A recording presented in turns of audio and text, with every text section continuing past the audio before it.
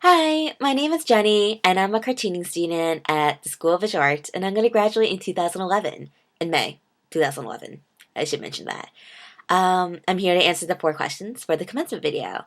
The first question is to tell you a story about the first year SBA.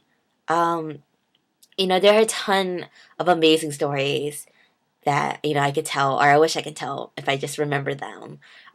From all the shenanigans I had with my foundation year crew, to all the adventures at museums and galleries I had to go to all the small shenanigans like doing a photo shoot like the Backstreet Boys, or eating different cuisine during our 1 hour lunch period. But I think the most meaningful first story that I ever had when I came to SVA was um, it was actually the first week of orientation, and like before orientation started, I was a total mess. I just gotten my wisdom teeth out the day before we were supposed to meet with our department, so my cheeks are swollen, my eyes are all red from crying.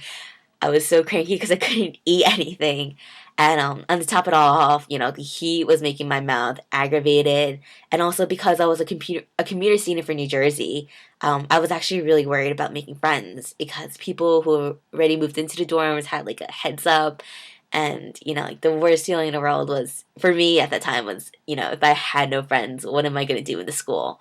Um, but when it was our department meeting, um, the cartooning students were getting together in a small room in the cartooning floor.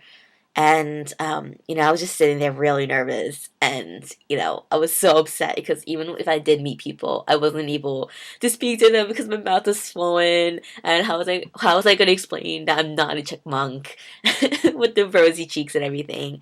But, I remember Tom Woodruff, who was the head of our department, said to us that, you should take a look around the room and look at each other. And I did.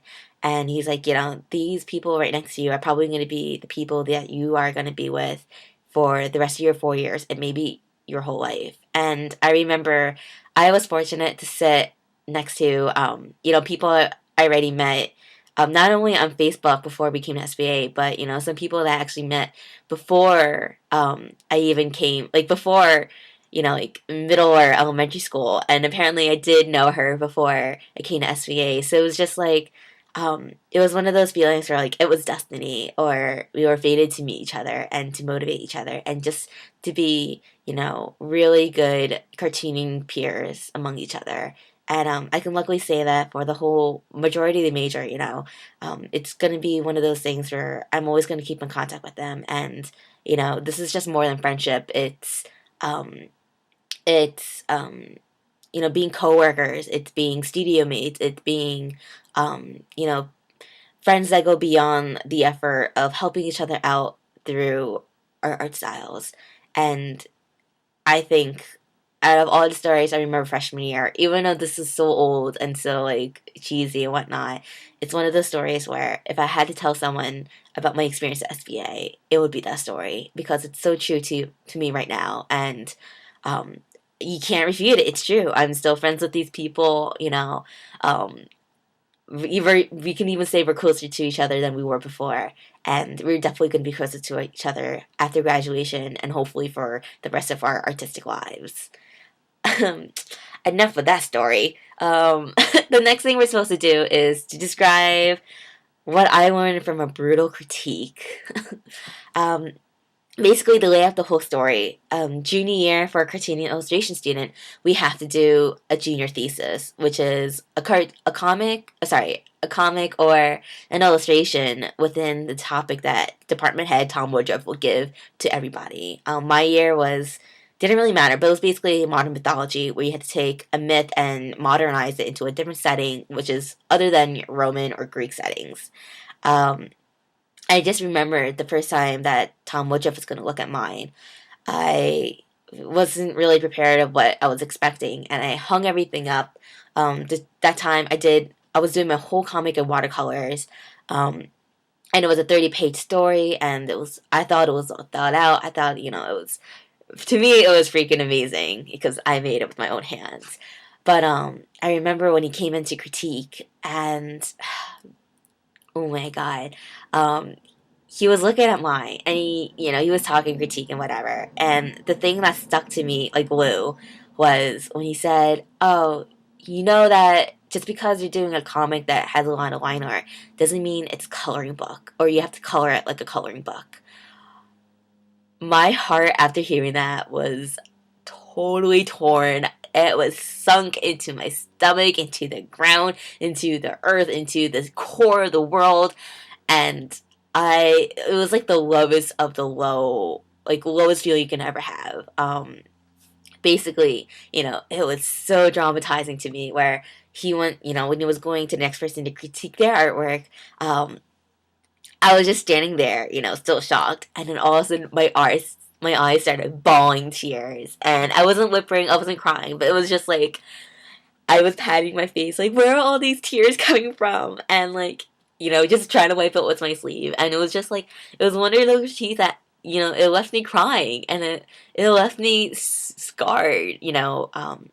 Honestly, after that critique for a few days, I was not able to um, do any more artwork or to like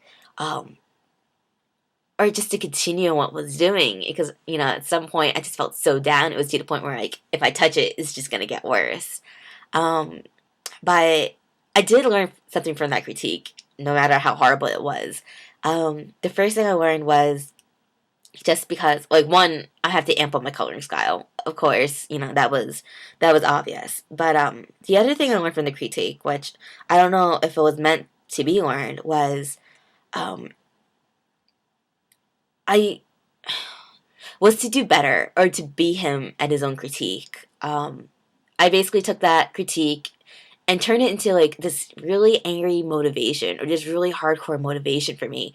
And I was able to take that and just work harder. I just kept thinking to myself, man, I'm gonna prove this guy so wrong. He's gonna eat his words and whatnot. And yeah, and then I was able to work through it, and with all the effort, I was able to get it into the junior thesis show. But it's one of those things where like it took me a while to learn that a critique is a critique.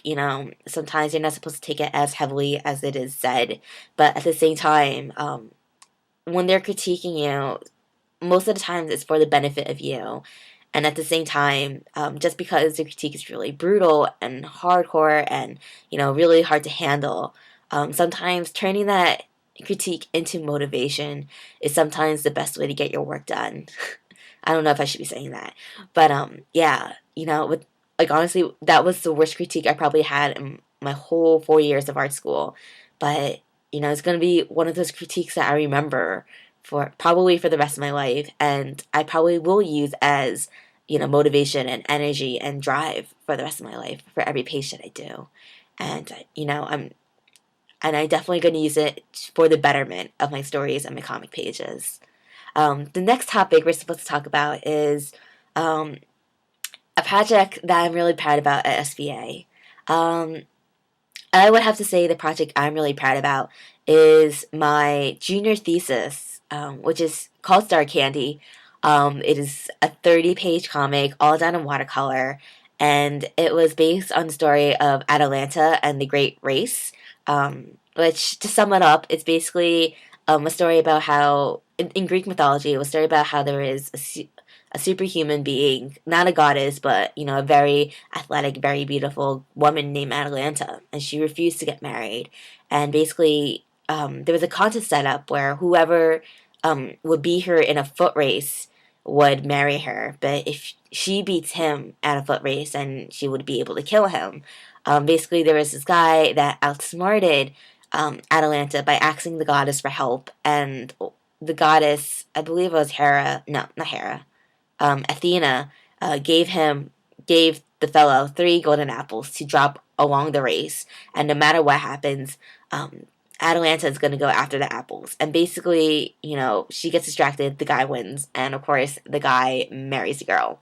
I basically took that and I put it into the setting of Korea. And of course, instead of a foot race, it's an eating contest because what do I love more? My country and food.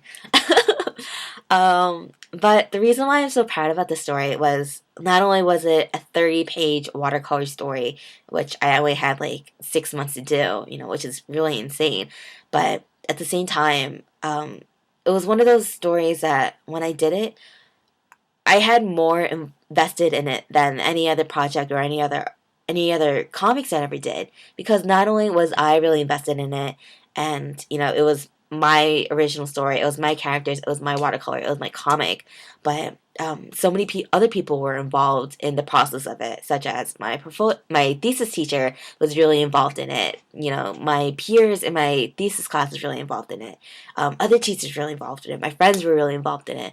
It was basically to the point where you know, it wasn't just me putting all of my effort, all my sweat, all my tears into it. It was more of like everyone was putting their part into it, and at the same time, you know, not to disappoint them or to give up. But it was more of like, I'm not just getting this done for me. There's other people behind me that have my support, that will support me, and they're gonna help me create this. And it was just one of those feelings where, like, this is why I became a cartoonist, because not only am I making it for my benefit, but also for everyone else to read and for everyone else to enjoy.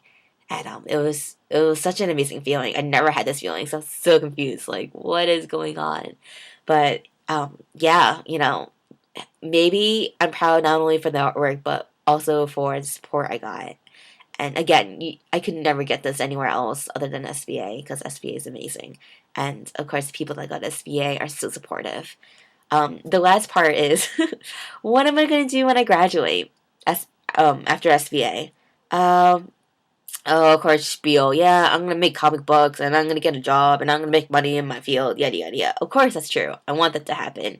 But but my main goal, I guess, as being a cartoonist and being a graduate from SVA is to use what I learned, to use all those annoying homework assignments or all those annoying notes or even those humanity classes that were really good at putting me to sleep.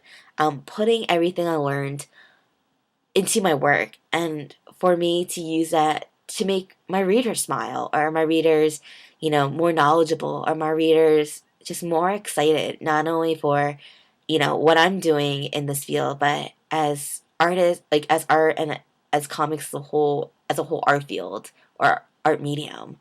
Um, like, it's not it's not something I just want to hold to myself and just become famous for that.